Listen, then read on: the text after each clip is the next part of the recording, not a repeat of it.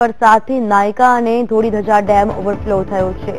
નાયકા ડેમના 20 પૈકી 15 દરવાજા ખોલવામાં આવ્યા છે, જ્યારે ડેમનું પાણી ભોગાબુ નદીમાં છોડવામાં આવ્યું છે, તો નીચાણવાળા વિસ્તારોને એલર્ટ અપાયું છે।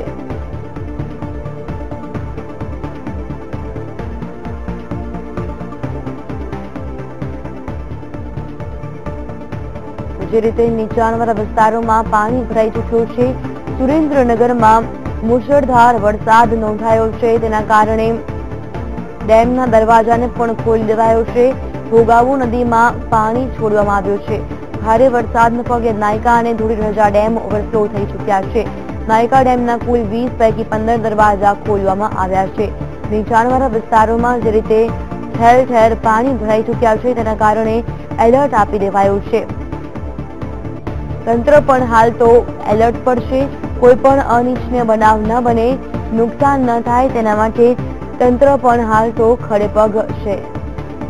સુરેન્દ્રનગરમાં ધોધમાર વરસાદ પડ્યો છે।